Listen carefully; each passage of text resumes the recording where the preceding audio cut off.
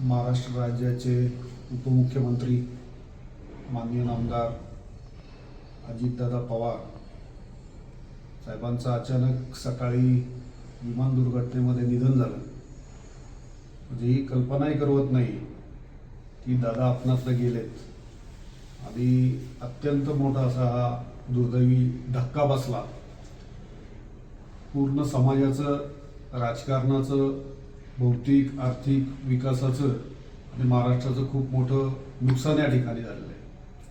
खऱ्या अर्थानं मला आजला खूप जाणीव झाली या सगळ्या गोष्टीची की दादा माझ्या डेअरीचा व्यवसाय चालू करत असताना त्याचं भूमिपूजन, त्याची उद्घाटनाचा कार्यक्रम दादांच्या हस्ते झालेला होता आणि त्यापासून निश्चितच आम्हाला चांगले आशीर्वाद दादांचे मिळायला लाभलेले होते.